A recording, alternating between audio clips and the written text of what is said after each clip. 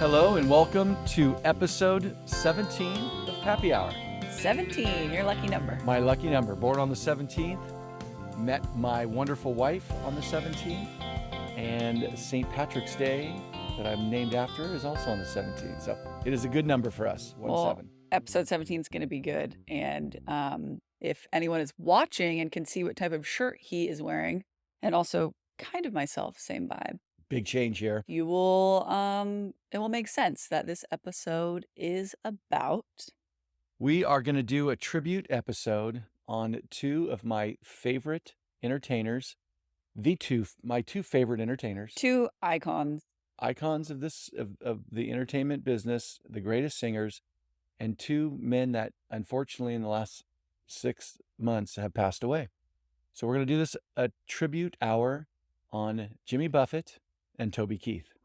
Ooh. Yeah, we're gonna really dive in, give a little facts about their life that were just both lives were so interesting. Such great men that did a ton of charity. They were faithful family men, and it's kind of everything that I've stood for in my life of 54 years.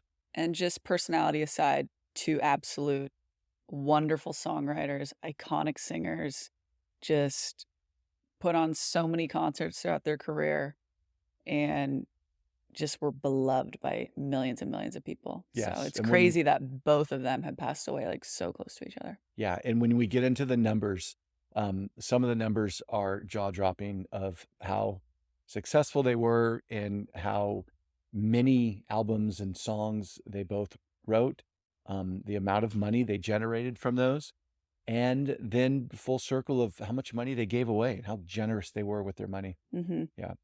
It's a beautiful day here in San Diego. We got the sun shining, as you can see in our backdrop. Only fitting to get into Jimmy Buffett. This is Jimmy Buffett weather right here. With the sun shining. Yeah. Who are we doing first? So we're going to talk about Jimmy Buffett first. Yeah.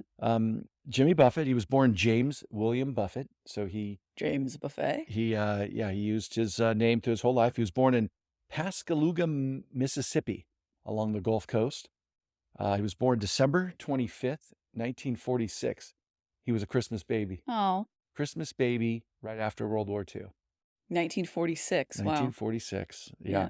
And unfortunately, he passed away this last fall, September 1st, 2023. He was 76 years old. Too young. Way too young. From one of his favorite songs that he sings with a quote in it, through 86 years of perpetual motion. 10 years short. I thought he would hit 86, but yeah, well, he unfortunately passed away from skin cancer, right? Complications from skin cancer. So it makes sense that a man who spent so much time outside in the sun and on boats, it's unfortunately very common for people who kind of lived that lifestyle to get skin cancer. Your generation, you were always lubed up in sunscreen from day one. You know, like you'd go out in the sun, you'd be like white from a whole tube of sunscreen on you. My generation, sunscreen didn't kind of come around to like part way through me growing up, maybe by the late 70s. So I got some of the sunscreen, but like Jimmy Buffett's generation, there was no sunscreen. You just got baked in the sun. Yeah. Like a line right out of Margaritaville, watching those tourists covered in oil. And that's how people were. They oiled themselves up and they just either burned or tanned. And unfortunately, some people that were fairer complected really are having a lot of issues with skin cancer. So yeah, it's unfortunate that both of them too battled such nasty illnesses, and just really sad that they too early. Way too early. Too early for So them. Jimmy grew up in Mobile, Alabama, along the Gulf Coast. And we all know, if anybody knows Jimmy Buffett, he was a big boat guy, right? He had many boats. He was also a very avid pilot and owned many aircraft. We'll get into some of those stories. He bought his first boat after his first album hit, and the money he made from that, he bought his first boat, and he was a true boatsman. Yeah. I'll tell about that. So he first wanted to be a musician at about 15 years old. and he watched a show in Biloxi, Mississippi, and he said, that's what I want to do. I want to play the guitar.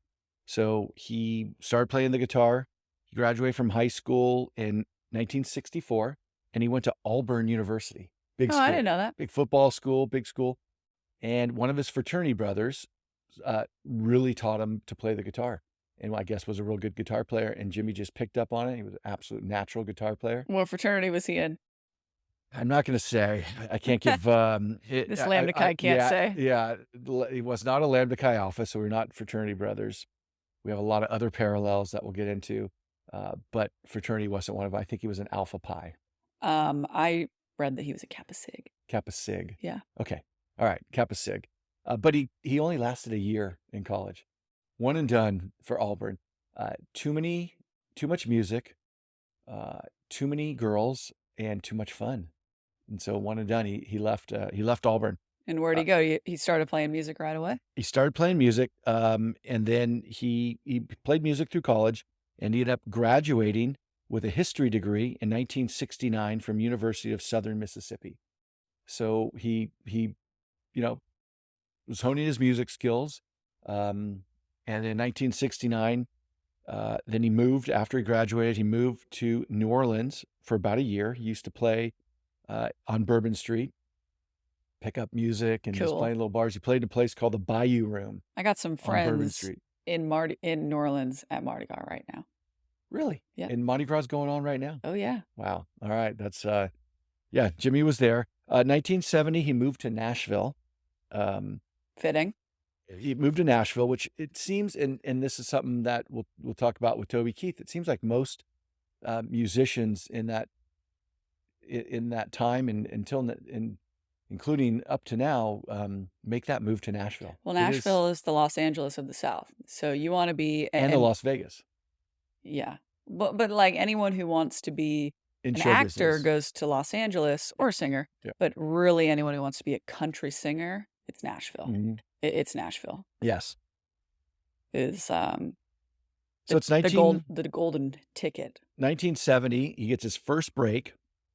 Now, this is a great story because this shows how if you have a dream and you have a passion, don't give up. First time you get struck out, don't quit the ball game. There's always a second chance. His first album, 1970, it was called Down to Earth. It sold 324 copies. 324 records. That's like Pappy Hour numbers. Yeah. I mean, we might get 324 on this one. But he was 23 years old. And he could have easily, at that time, said, I've had enough with music, and got a job, started another career. He was, obviously, we know he was a just really, really cagey businessman. And he was a very hard worker and a very, very smart man. So instead, he flipped it around. He moved to Key West in 1971. And that was the vibe, the tropical vibe. If anybody's been to Key West, they know it is like a whole different, it is an island, and it's like a whole different world. So explain the type of vibe on Key West. Oh, it's Jimmy Buffett. It really, before Jimmy Buffett, like what was that called? Just fishing. Cocktail hour starts every afternoon about 2:30. Lots of bars, lots of live music, live performances, good food, great weather, being out on boats. Just relaxed and happy. Yeah. Really. It's 5 o'clock somewhere. Yeah. I mean, every clock in every bar just has the clock stopped at 5 o'clock. So he was a perfect to go to Key West, and Key West made him. And at the same time, he helped develop Key West into what it's known for today, which is an enormous tourist destination. Yeah. They were a dynamic duo. So he came out with his second album. He played a lot of music there and different great bars, but he came out with a second album in June of 1973, and it was called A White Sport Coat and a Pink Crustacean. What's a pink crustacean? A shrimp. Oh. Yeah, a crustacean, a little shrimp. So pink shrimp, and that's when he used the money that he made off that album, and that album had much more success. He had a couple of big hits on that. And he used that money to buy his first boat. What kind of boat was that?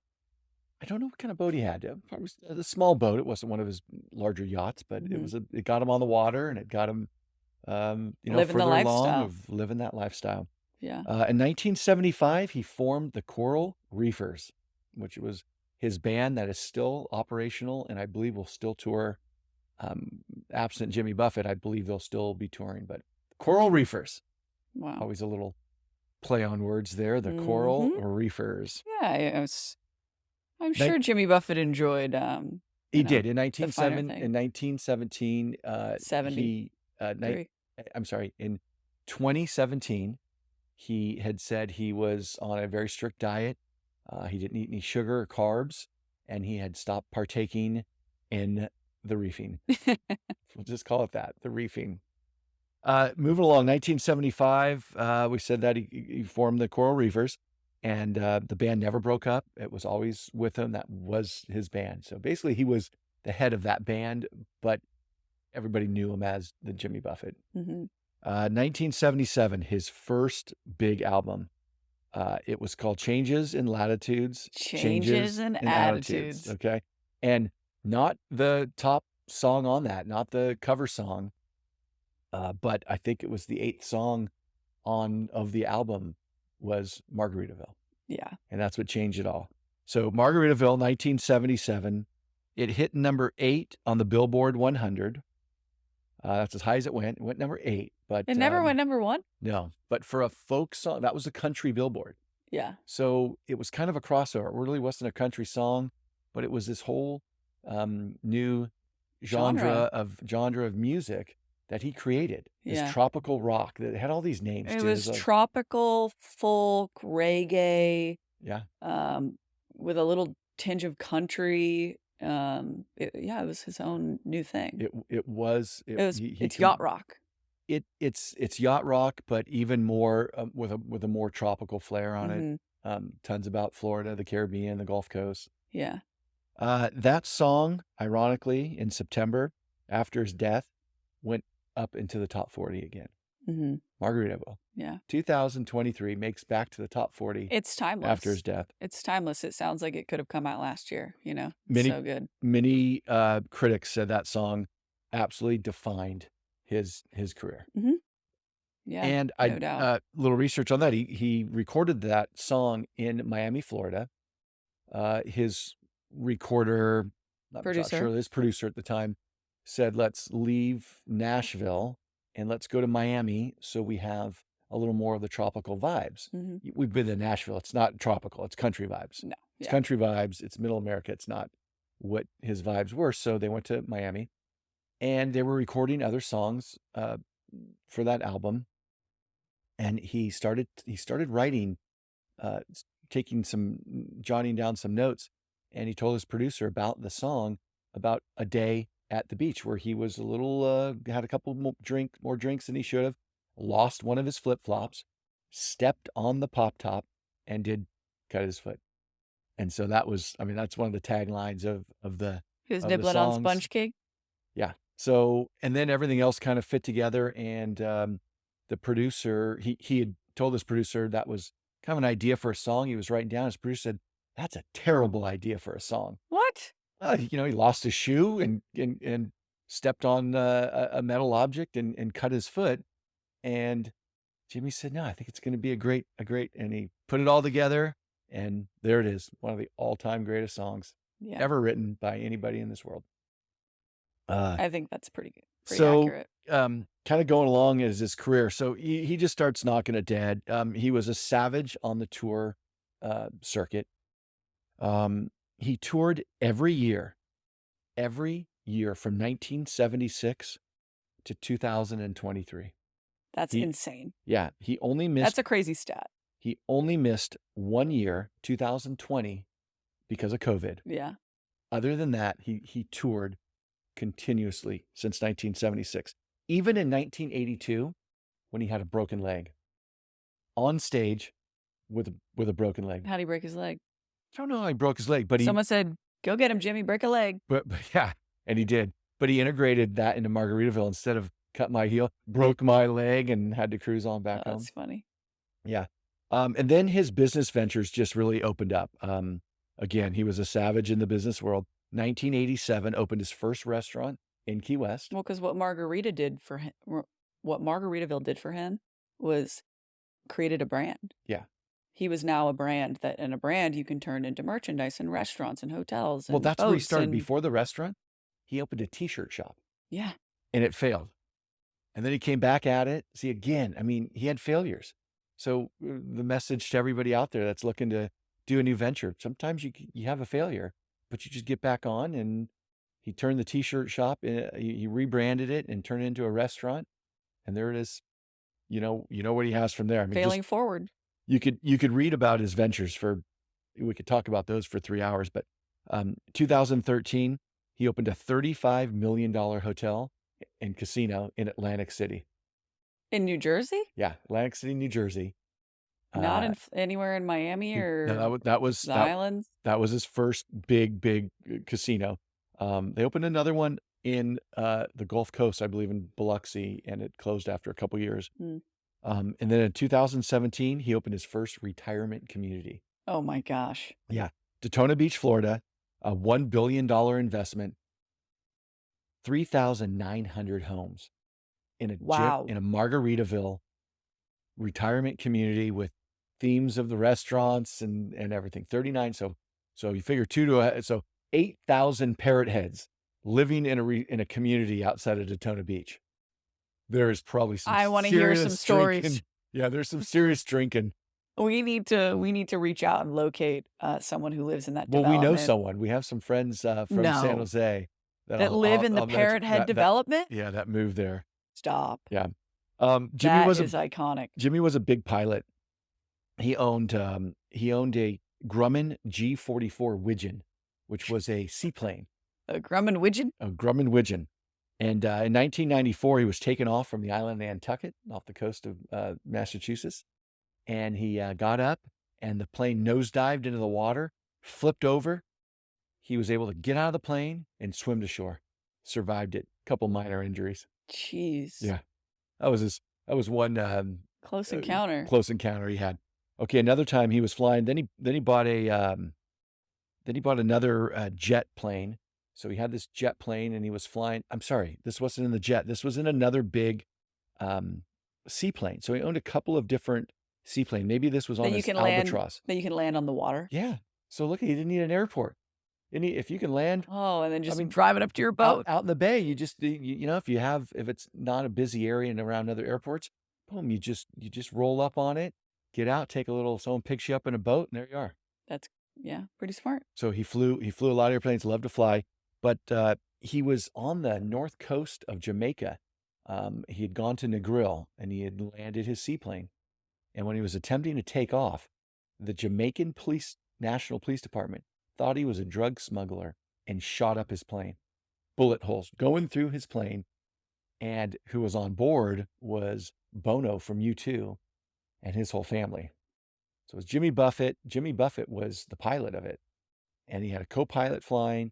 And then Bono's family, they're attempting to take off. Jimmy's not sticking around to talk to the police, and they're shooting up the plane, and they got out of there. And Bono recalled that it was one of the scariest moments of his life and thought he was a goner. That's insane. Yeah. And then the Jamaican, after this, he got back to Key West or somewhere in Florida where he was flying. The Jamaican government realized that they had the wrong plane, and they were real sorry that they shot up. So there was two close encounters on his plane too that he had. Oh man, I just took a flight last week and for work, and it was the bumpiest flight I'd ever been on. Where were we going? Vegas and back. Vegas and back on in the same day. And I just plane stuff just freaks me out, being up in the air and something going wrong like that. So geez. So I mean, just think of his life. He had all of those those close encounters. That's what we know of. Right. Yeah. How many other times did he take off when maybe the weather wasn't as great or landed in somewhere that the water was choppy? You have to watch a seaplane because if the water's so choppy, it can affect your landing. Yeah. You launch off a wave like a bike off a ramp. Yeah. Think about you on the back of a ski boat. You catch a wave in, you just get. Yeah. Remember when you used to grow up when you were growing up, when you go tubing and just start launching off the waves? No. So seaplanes can be very dangerous, and he survived all those encounters. And just also a guy that was constantly at sea. Like, how much room for risk and danger is out, when you're frolicking in the ocean and the air. Yeah. Like, he probably had a lot of crazy adventures. Planes and boats are not your safest Hobby. not your safest hobbies. Yeah. Financially, disregarding financial, risk as well. So that's kind of his life in a nutshell. We could go deep, but he was a great businessman. He wrote great songs. He basically created his entire own lane of music and subset of American culture. Yeah. So he had 30 albums. Wow. 30 albums, over 350 songs. Of his 30 albums, 8 went gold and 9 went platinum or double platinum. So a gold record is when you sell 500,000 copies. Platinum is when you sell 1 million, and then double platinum is 3 million, double platinum's 2 million, triple 3. So he had 8 gold, 9 platinum. That's a crazy amount of singing. 30 albums. Yeah, he was just cranking it out. He constantly had new material. He had new material. Jetting off around the world and sailing the sea. His life was his material. Whenever Jimmy Buffett songs are playing on the radio, or one comes on and I'm in a bar, I can't help to smile. Yeah, they're very relatable and just regular life, Yeah. Every day wearing a Hawaiian shirt. Yeah. My tribute shirt to Jimmy today. He was a great family man. He had a first wife when he was in Nashville, divorced just after a couple years, and then married his wife, and they were together up until his death. And I believe he married her in 1972. Yeah. So wife of over 50 years. He had 3 children, a son and 2 daughters. And one of the things that we really made us in the last couple of years, we just found out about this. We didn't believe last summer when he was sick, and we were doing a little research. But he had 4 dogs. And what kind of dogs were those, Jess? He had Cavaliers. King Charles Cavalier Spaniels, our favorite dog in the world. And we had 2 of them, one for 9 years and one for 13 years. Almost 14 years. Yep. And so when we saw the pictures of Jimmy Buffett sitting around his 4 Cavaliers, it really brought it home to us. It made sense. Yeah. What a great family man he was. And we touched on earlier, but he did a tremendous amount of charity work. I mean, can we just hold on the Cavalier topic for a second? Okay. He had 4 Cavaliers. 4 Cavaliers. Do you want to know their names? Yes. Lola, Gracie, Gigi, and JoJo. Aren't those the cutest names? JoJo, Gigi, I get them mixed Lola, up. Gracie, Gigi, and JoJo. Yeah. Gigi and JoJo? That's so funny. If anybody's been around a Cavalier, they know that all they want to do is sit in your lap and either, try to lick you or snuggle you, or they don't want to be, they're not real interested in being on their own. They need bodily contact. Yeah. They need eye contact. They're just the most friendly, snuggly dogs there ever were. Not biased at all. And when we found out that Jimmy Buffett had 4 of them, it just stepped up the fan level to a whole. It sure did. Yeah. Yeah. Some of my favorite songs by Jimmy. So we talked about Margaritaville and Cheeseburger in Paradise. So he also lived on the island of St. Bart's. Oh, really? Yeah. One of his moves I think he moved from Key West when he was just starting to get stardom. I think he probably thought it a little quieter area, but he moved to St. Bart's, and that's where he wrote Cheeseburger in Paradise. And that was written after a restaurant there that your mother and I were just in St. Bart's. Sure, enjoying a cheeseburger. Last April, somewhere in there. And we did go to Cheeseburger in Paradise, and we had a cheeseburger. How'd you know that's where he wrote it? Because it's pretty touted on St. Bart's. It's talked about. Is it literally called Cheeseburger in Paradise? But that's where he wrote the song. No, it's not called Cheeseburger in Paradise. Yeah. It is a different name, but when you go in, it's, it's the vibe of It's Cheeseburger in gimified. Paradise. Yeah, and it wasn't anything special. It was a pretty good cheeseburger. Wasn't the best I've had. I've had But a it's lot a of, cheeseburger in paradise. but it is a cheeburger in Paradise, and Nothing it better. was cool being there. He also wrote a song. He wrote a lot of navigation songs, pirate songs, and that, right? So his grandfather was a steamship captain in Newfoundland. Treacherous up there. Yes, a steamship captain in Newfoundland. So that's where his roots, and his name was James Buffett. Yeah, but James Lindsay Buffett. He had, and then his father was in the Army Corps of Engineers. So he came from some smart men, some men that knew their way around. Knew the boat scene, and it was in the blood. It was in his blood. That's cool. Yeah. So I just really wanted to give the tribute because his music has been such a part of our lives. I was only able to see him twice in concert in my life. Lucky, I never saw him one time. I really regret not seeing him earlier when he did smaller shows. The first time I saw him, it was at Shoreline, and we were up on the lawn. So I bet he put on a good show. Put on a great show, but you could barely see him, right? Yeah. Up on the lawn. I mean, we had a party in ourselves. I mean, that was when you had to smuggle all your alcohol in there. So you had to like drain water bottles out. People still do that. Yeah. Sir, why is your tequila brown? Why is your water bottle got brown water in it?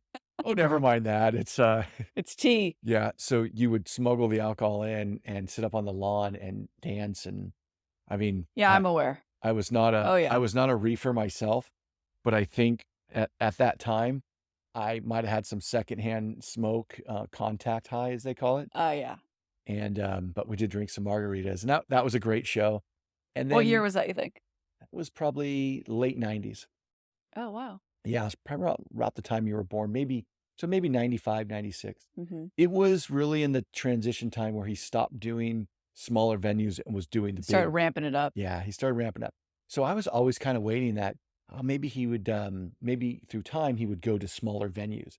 Well, it just got bigger. So Kim and I saw him, your mother and I saw him in 2003 or 2004 at the Shark Tank.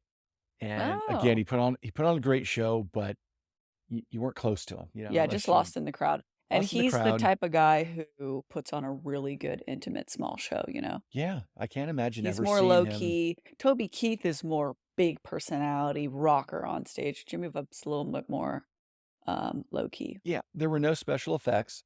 They weren't playing any electrified instruments, right? So it was acoustic guitar. It was some horns. Yeah, a little steel guitar and. Yeah, he played. He was. What instrument did he play? I'm not sure if he played anything but guitar in high school. But he was somewhere. Can you imagine going to a bar down in somewhere in the Florida Keys, and just hopped off the boat? You're looking for something to eat, and Jimmy's playing. Yeah. So maybe what we need to do is we need to seek out a good cover band of Jimmy Buffett, someone that really sounds like him. Which they exist. They got to exist. He had such a distinctive voice that you could always tell. One of his favorite songs is the Alan Jackson song. It's 5 o'clock somewhere. That was out. That came out in 2003. Was that Jimmy's song or Alan's song? That was Alan Jackson's song. But he invited Jimmy to it because he was the same kind of. Yes, and Jimmy. So it was produced by Alan Jackson, but Jimmy Buffett basically was the cameo in it. And kind of took it over. But it took it over, and then it made, Alan Jackson, who is a tremendously successful singer. I mean, the guy's worth, a couple $100 million. He's one of the top 10 producers of music. He really, that song came because it was Jimmy Buffett, and Jimmy Buffett was all about cocktail hour, margaritas. Well, when you think of 5 o'clock somewhere, you're not thinking Alan Jackson, you're thinking Jimmy Buffett. I think so, but that really was the Alan Jackson. That's interesting. So Jimmy Buffett, his net worth is over $1 billion. He's one of the only entertainers that ever achieved. I know, they talk about Taylor Swift now and her reaching $1 billion, but Jimmy Buffett's empire is $1 billion. Yeah. And he started, playing 324 listeners. Yeah, 323 albums sold in 1970. He built it brick by brick, album by album over many decades, and really went out on top and will be remembered as just no family money, an absolute icon. No money, hustling on the streets of Nashville, hustling on the streets of Key West, always doing something, always going, always thinking, always innovating, always producing just some of the best lyrics of songs. I mean, next time anyone out there listens to Buffett, just listen to those lyrics. Try to do this too. Try to go, if you ask your Alexa or whatever you call her, if you ask her to play you the best of Jimmy Buffett, skip the first 10 songs, because that's all most people have ever heard. Get into 20 songs deep. And I've been listening to a lot of Jimmy Buffett in the last 6 months since he passed away. And I can't believe some of the songs that I'm like, I can't believe I've not heard this song. Why wasn't this a #1 hit? It's a great song. He was such a talented songwriter. Yeah. And, the reason why he was such a talented songwriter is because he was living life. He was really living life to the fullest and going out on the boat and going out on the plane and living life. And that translated directly into all of his songs and 30 albums worth of songs that he wrote. Imagine going back in time and being like in Key West 1980 and listening to him play. He did his last concert, ironically too, his last full concert was here in San Diego. It was last May at Snapdragon Stadium, and he played. That was his last full concert. Wow. He had then this summertime done a few smaller just appearances at concerts, but his last concert was here in San Diego, and I do have a regret. Well, why didn't we go to that? So, but and tell him where you were the night that he passed away. So the night he passed away, it was September 1st, and your mother and I were going to a San Diego Padres game, and we stopped into his new hotel, Margaritaville Hotel in downtown San Diego, and we were sitting at the 5 o'clock somewhere bar, and we were there having drinks before the game, and later that night we found out that he had passed away that day. That's kind of eerie. Yeah, it was. I feel a good connection to him. Yeah, through Cavaliers, through your love of the ocean, and history major. Yeah, history major. He was a history major, loving boats. You couldn't carry a tune if it had a handle, but you love music. Yeah, we're really far apart on. You do not ever want me to sing a song, sing or strum, but he'll bop along. But see, that's a great thing about his songs. They're not. They're a lot of them are ballads. So you can kind of get away when you have a terrible voice, as I do. You can get away with kind of like singing a ballad. That's why I could always sing like a crazy Irish song. Yeah, you're not singing along to Andrea Bocelli or Yeah, if it has anything to do with carrying what do you say when you sing and you're carrying a note? Yeah, when you're on tune, on tune, on key. Yeah, on key, on tune. But he was so talented. Like his voice, he was such a talented musician, but he performed in a way where everyone felt included. Like it was casual enough to where everyone can sing along and bop along, and his music was simple enough to just really reach everyone, Yeah. But when you really listen to those lyrics and to the licks that he has that are just unmistakable, Margaritaville comes on and that tune you never play Margaritaville somewhere and people are like, oh God, I hate that song. Skip. Turn that off. I know everyone just pops along. Every age. Yeah. And in San Diego, one last note is that in San Diego, there's an island in Mission Bay called Paradise Island.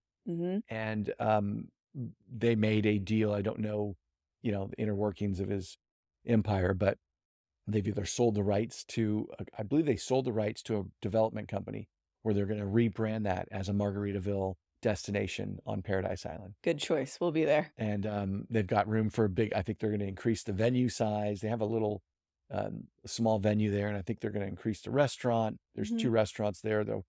So years to come, being in San Diego, we're gonna really we're always gonna frequent remember Paradise Island. Jimmy Buffett. Yeah, his legacy will live on through his empire and really through the vibes that he really just created himself, you know? We're thinking about his family. Again, he was a loyal husband. Thinking about He his was a Cavaliers. loyal husband. He was a loyal father, and a loyal owner of 4 little Cavaliers. So Yep. I bet they miss him every day. Oh, that makes me sad. Yeah. Okay. Well, I wish I had a margarita sitting here. I will. I know. Is it 5 o'clock somewhere? It's not 5 o'clock here, but Jimmy, I will toast you tonight. Yep. Cheers to you, Jimmy. Yeah. Why aren't we drinking margaritas? So now we're going to talk about the second incredible artist that we lost, and just recently, February 5th. A few days So ago. this is just a mere couple weeks ago. Yeah. But Toby Keith died at 62 years old. Too soon. And that one really, when I found out Jimmy Buffett was ill, Yeah. and what he was ill with, it kind of, nothing makes sense, but it wasn't such a shock. I was really shocked of Toby Keith being sick because at 60 years old, you thought, okay, that guy's got a lot of fire left in him. And yeah. But Toby Keith passed away of stomach cancer. He was born. So he was born Toby Keith Covell. So he dropped his last name for his stage name and just went by Toby Keith. One of his children kept the last name of Keith, and I believe 2 of his children kept the last name of Covell. He was born July 8th, 1961 in Clinton, Oklahoma. He was a big Oklahoma guy. He was an Oklahoma guy, yeah, through and through. And he died February 5th, 2024 at 62.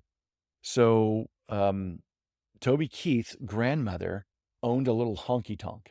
She owned a little like roadside place, and he would get up on stage with the entertainment. It had live entertainment, and he'd get up on the stage and, pretend he's singing and doing that. And he got his first guitar, at age 8. Oh, so he started young. He started young. He knew he wanted to be a singer. But life, he didn't come from wealth, right? He didn't come from, okay, go get your dream and just go out and play. He had to work for it. So he grew up and moved to Arkansas a little bit, but then moved back to Moore, Oklahoma. He played football in high school. Toby Keith 6'4". Yeah, he was a big guy. Big guy. So he was a successful high school football player.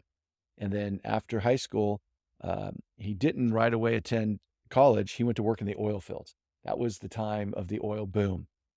So this is like 1980. I think he graduated high school 1979. So he's working in the oil field and making money, and then playing side gigs, in his spare time. And then he, at 20 years old, 1981, started his first band. It was called the Easy Money Band. Easy Money? Easy Money. I like that. Toby Keith wanted some easy money. So the Easy Money Band would play on local bars and roadhouses. So back in the Midwest, there's a lot of roadhouses. What's a roadhouse? So a roadhouse would be like, instead of a local bar, being in a let's say a downtown of a little town, roadhouses were a lot of time junctions of 2 highways. So they were kind of out in the middle of nowhere.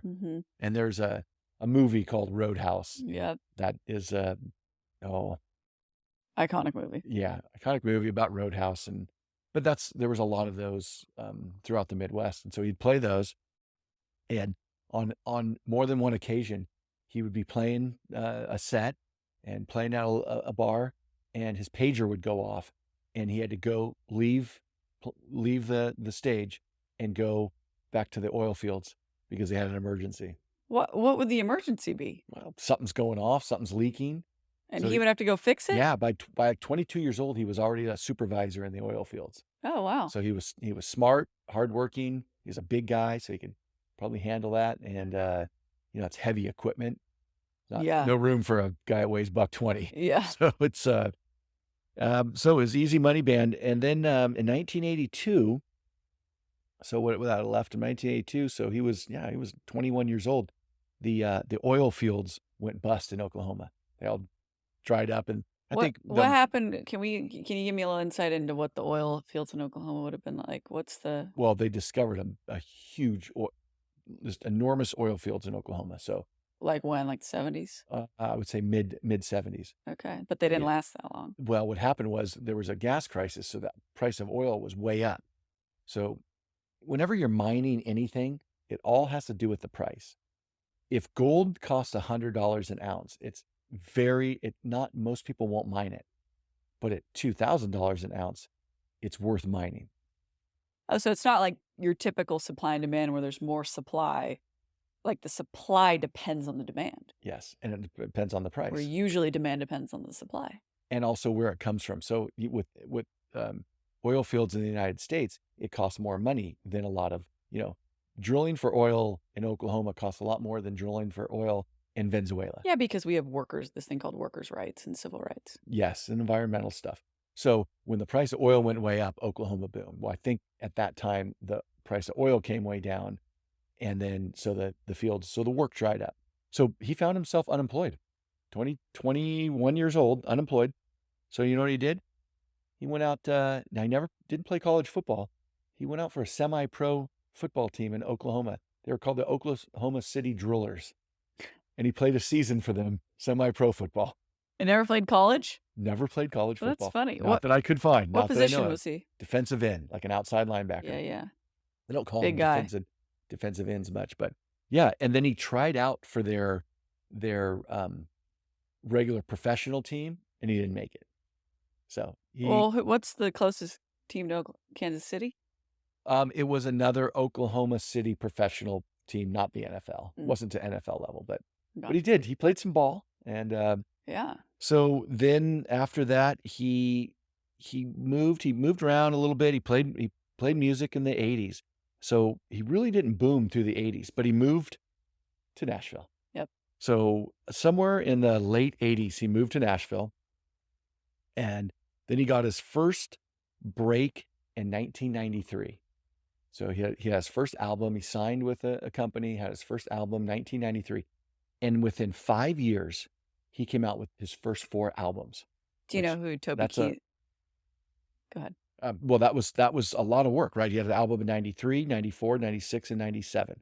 So 5 years, 4 albums. Yeah. All sorts of just cranking it out. Of hits on the Billboard. Like what? Low Places? I don't know of that. Yeah. I don't know what songs in what order because he had so many. Well, you know who he signed?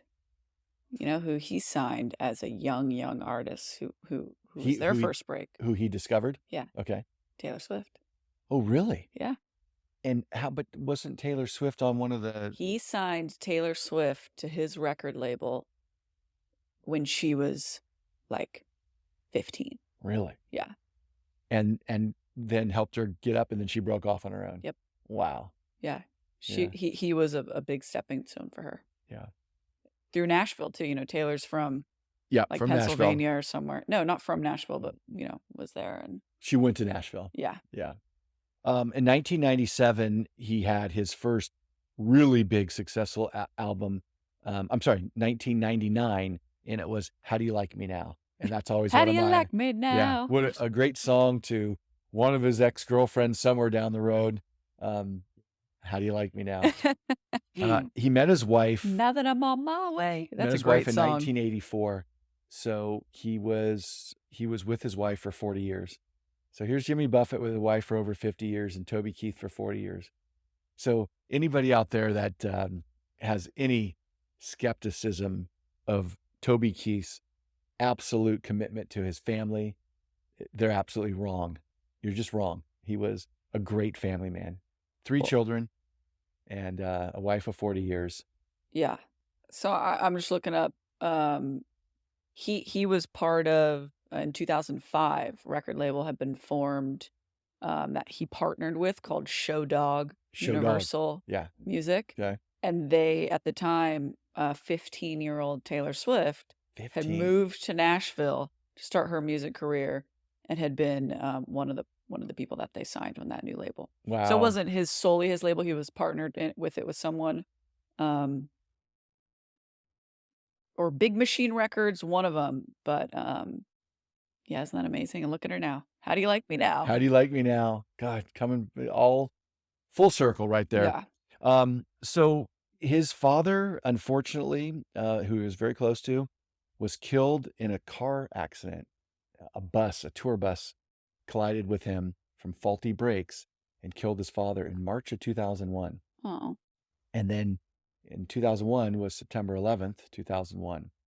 So the following year, Toby Keith wrote Courtesy of the Red, White, and Blue, which was a little bit of a controversial song. To me, it's one of the greatest songs ever sung by any human being with a voice. And I absolutely love it. And I'm a huge... It's a very patriotic song. It's a very patriotic song. And, so, and it's what made me one of a true fan of his since that song debuted. And I've been a loyal fan of his since. But that song has it has controversy, but it has an interesting way it came about. He wrote that song and he was just going to perform it in live performances. He was not going to record it. Oh. Because he knew it was going to be controversial. And then he did a performance for, it was just for the military. It was for military leadership, something. He did this concert, so all military. And the commandant of the Marine Corps, James L. Jones, told Keith it was his duty as an American citizen to record that song. Really? Yes. So he recorded the song. It went up to #1 on the Billboard. It was on the #1 charts for 6 weeks. And it just, it put him in a whole different... stratosphere. Whole different stratosphere. And then, so getting back to the military, anybody who's familiar with the USO, like Bob Hope did USO shows starting in the 50s or maybe late 40s. Is that just where you perform for the troops? Yes, performing for the troops. Toby Keith, between 2002 and 2013, has performed 11 USO tours in 15 different countries. A tour means you're doing multiple performances. So he's done 11 tours. Not just shows, tours. Yeah. Where he would go along. So 11 tours, 15 countries, and performed on 3 ships. Oh. So he was a big part of the U.S. military and entertaining that. Getting people riled up. Well, I mean, saluting the soldiers. Supporting morale. Getting back to Courtesy of the Red, White, and Blue, he wrote that because his father was an Army veteran. So there's a line in there about his father lost his right eye, flies the flag every day. So it was a big tribute for him, and it did launch him, like you said, into a different stratosphere. Yeah. But that fact, the commandant of the Marine Corps telling him that, no, that's got to be recorded. It's interesting. And without that, it might have just been one of those songs he sang on some tours and it was forgotten about. Also on tours, we talked about Jimmy Buffett, how his voracious touring just every year. Toby Keith has toured every year from 2001 to 2018, and all but 2 years. So he had a busy schedule too. He's done some touring. He cut 19 albums and 2 Christmas albums for a total of 20. I like some of his Christmas songs. I know. We're gonna have to listen to some Christmas music in the summertime. He had 20 #1 singles. Well, a #1. I mean, any artist to get a #1 single. But Courtesy of the Red, White, and Blue is not your favorite Toby Keith song. It's not. And we're going to get to my favorite. Okay, it's going to be tied for first because they mean so. They're at opposite ends, right? One of them is the defense of this country, respect for those who defend it, and the respect of the democracy and the republic that we have. And the other one is the hands down best party song that's ever been created. And that is Red Solo Cup. Red Solo Cup. Okay, we're going to get to Red Solo Cup in a minute because I got a great story about that. Are you starting to get thirsty for... Yeah. God, we should have replaced these with a couple of Red Solo Cups. We should have downed a margarita in the first half and then changed it over to some Coors Light Red Solo Cups second half. Yep. Instead, we just have our same old Sierra Nevada. Water. Sierra Nevada water. Yeah, this just doesn't feel right without 21 alcohol. albums. That's a lot of albums, right? 21 albums. Yeah. 20 #1 singles. A #1 single, again, if you're an artist, you got a #1 single, But you're is that making just money. is that everything or is that just country?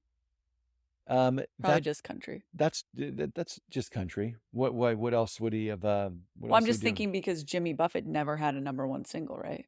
Well, because that #1 single is the country chart. Yes, that's the Yeah. country music chart. But Toby Keith just dominated the charts. Dominated the country music Yeah. charts. Okay. He sold 40 million albums. That's like, 40 million. Yeah. Jimmy Buffett sold 20 million. Wow. So he sold twice as many as Jimmy Buffett. Yeah, he had more of a broad lane of country music, whereas Jimmy Buffett kind of was more of a subset of that culture. Yeah. And had Parrot Heads versus pretty much the country music. The middle portion of the country. Yeah. The southern. Yeah. Well, and I mean, everyone loved Toby Keith. His net worth at one time, they said, was almost $500 million. Oh, so he never made it to $1 billion like Jimmy did, though. No, but $500 million. About now, it's about 400 million, which tells you how much money he gave away. Yeah. He was an extremely generous man about doing charity work. Also, one thing about his business, a lot like Jimmy Buffett, in 2005, he opened his first bar in Oklahoma City. I love this bar and grill. And I have not been to I've seen. Is there a chain of them or is it just the one? There's a chain of one. And I want to say we were in one. I want to say there's one in Las Vegas. Toby Keith's I Love This Bar and Grill. Yes. Is that? Or did we go there in Nashville? No, I think we've been in it. It might have been Vegas. We've been in it. Was there one in Nashville? I think there was one in Nashville. Okay. Then we stepped in there. Yeah. I know there was Margaritaville in Nashville. Oh, yeah. Yeah. So he got into that, and I think they opened up like 20 restaurants. I mean, it's got a pretty good size. It's a restaurant company that's utilized his brand as well too. But that song, again, one of my top songs of him. I love this bar. I love this bar. And it's just it's a poem, right? It's just a poem. It's poetry. And he tells you what we got. We got bikers, we got hitchhikers, we got they've got all different people. Again, coming together in this bar. It's an inclusion song. Yeah, he's very he was also a very positive kind of force. Like all of his songs were very upbeat and happy and, kind of similar vibes of Jimmy, of just the positivity overall. Now we're gonna get to one of the best party drinking songs, and it is really a silly song. Red Solo Cup. It's kind of a gag, like not a gag song, but it's silly, you're right. It's a really silly song, and there's one big fact about it. He didn't write it. One of his only songs he did not write. And got it. Some other guys wrote it, and we're doing the project, and he said, I think it's a terrible song, but it's fun. He didn't like it? Well, he knew it wasn't serious. It was, and he did. That's why when he sings it, he kind of sounds drunk. He's like, Red Solo, but like he has fun with it. Yeah. So he recorded it, and they made a video. So, right after he recorded it, they filmed the music video. And the music video has cameos by all sorts of celebrities are in that music video.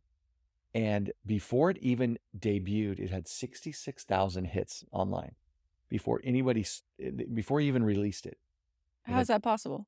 Well, before he released the song got released, they had made the music video and had 66,000 hits. Oh. It has over, producer, I gave you that time. It was like 60 million views of that video. Just a crazy number. Yeah. Just went viral. Yeah. It just took off. And Red Solo Cup, it was fun because you were in high school. I was in high school and discovering the usage of Red Solo Cups. And we were at a party. We were at a father-daughter. Jessica attended Presentation High School in San Jose. All girls, Catholic, private Catholic high school. It was really, really strict. Rigorous. Until father-daughter dances. Those seem to be really, really good events. I had a lot of friends with really fun dads. So once we all get together. Yeah. We had a good time. We had a good time going to the dances. Yeah. a lot of them were costume dances. Mm-hmm. Oh yeah. So the first time and this is really weird because a lot of times I don't remember the first time I heard a song, but I remember the first time I heard Solo Cup. We were at a pre-party for the dad-daughter dance. Girls were drinking soda and the dads were drinking adult beverages. Mm-hmm. And they played that video and thought, okay, you had like an epiphany where moment. was that in college? So it had just come out, like it was brand new, it was brand and new. you were just, it was like someone was reading poetry to you. Yes. You were speechless. Yeah, that was and so it's just, again, it's like Margaritaville. It's a song that it comes on, and for some reason my feet start tapping. I start, and Yep. it brings a smile to my face. Yeah, that's what music should do. Yeah, and for an artist like that to bring such a wide variety of feelings, right? The feeling of being happy and having a party with your friends, honoring different people, then singing, beer for my men or whiskey for my men and beer for the horses. That was a huge song of his, and that's when he brought in Willie Nelson, right? Yeah. Willie, and then he had another. Didn't he have a song? I'll never smoke weed with Willie again. So yeah. He didn't follow anybody else's rules, right? He didn't say, this was business 101. This is my playbook. He just rolled with it. Yep. And all right, we're going to tail up on it. I really searched hard for the story, but I remembered the story really well. I just can't find it to reference the dates and everything. But Toby Keith, it was just huge donor of an enormous amount of charities. In fact, he had one in Oklahoma City called Allie's House, and it's for children's cancer survivors. And he pretty much like funds the whole thing. Yeah. And just did big fundraisers. One fundraiser he had, Tristan, we found was $1.5 million for one concert. He sold $25 tickets, filled up like the University of Oklahoma Stadium, and right there to one cause, $1.5 million. Thanks. Good concert. Who does that stuff? Yeah. Right? Good guy. And so the one charity event that I couldn't find was there was a really big tornado, and it hit in Oklahoma. And I don't recall the name of the town in Oklahoma, but it was one of the biggest tornadoes to hit Oklahoma in a long, long time. And while the government and government agencies and FEMA and the Red Cross were getting their act together, and he had already bought supplies from out of the area, hired trucks, and brought stuff in like the next morning, and never asked someone to pay him back. He just did that that's what kind of guy he was. Yeah. And he did that multiple times. He did that for Hurricane Katrina victims. He did it for all the hurricanes. He just gave. Well, I think there was I was looking at pictures there was a convergence of Jimmy Buffett and Toby Keith at some sort of Hurricane Katrina. I don't know if it was a benefit or something, but there was a conversion there of those two. They had also shared a song together. What was the song they shared? I was just playing it the other day. It was Toby's song. It was Toby's song, but Jimmy he had a cameo. Yes, I did not write that down. We talked about I Love This Bar, how that... It's called Piece of Work. Piece of Work. We listened to Piece of Work, yes. Piece of Work. Yes. So here they were, Jimmy Buffett. Toby Keith, two guys that were pretty alike. We're very similar. I don't know about... and one of Toby Keith's daughters is recording music now. So really? Hopefully we can hear some of her work coming up. That's cool. His son I don't believe was a musician, but was kind of the business end and was pursuing that.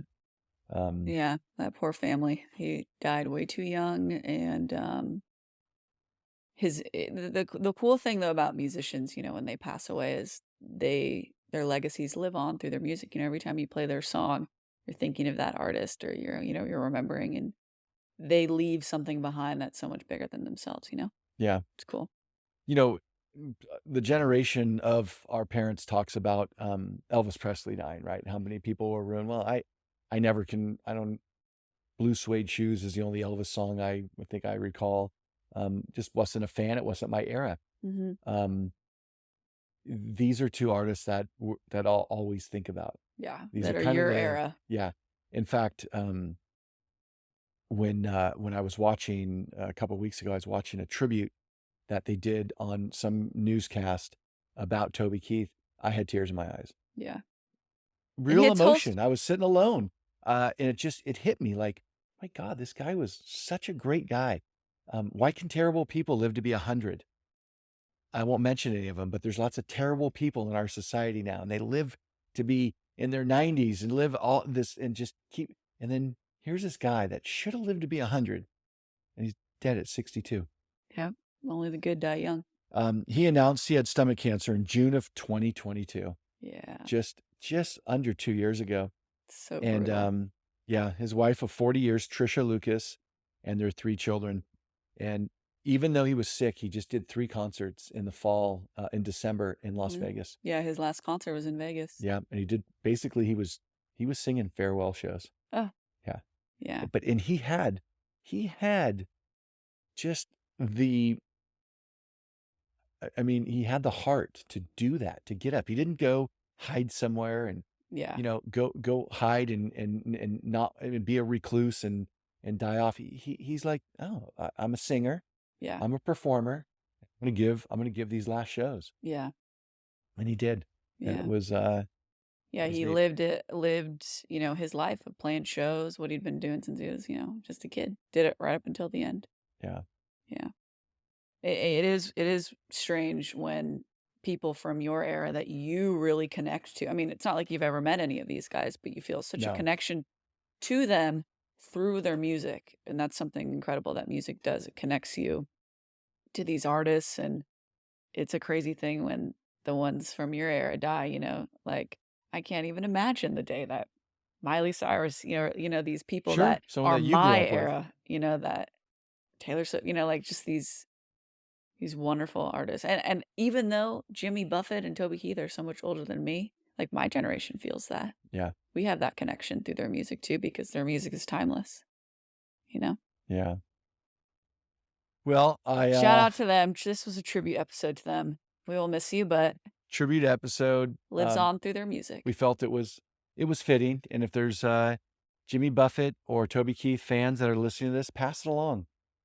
We'd love to get more people listening, and this is a good one that we know there's just hundreds of millions of fans out there, and it's fitting. Yeah, it's really fitting. Rest in peace to 2 icons. We won't forget you. Yeah. Now, coming up on the next episode, we're gonna have a really special guest coming up. Jessica is going to depart for another journey around the world. She's heading off.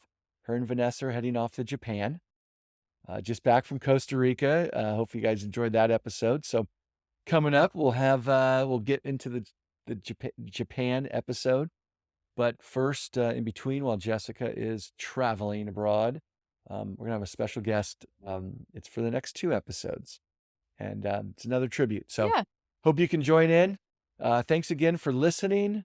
If you're able, share, like, rate us. 5 stars, hopefully. Rate us, but don't berate us. And share this episode. Thanks for listening. Really, we have been really enjoying doing this and coming up with fun topics every week and just sitting down and chatting and chilling. This has been fun for us. So thanks for listening. One last cheers to Toby and Jimmy. I'll never forget you guys. Cheers.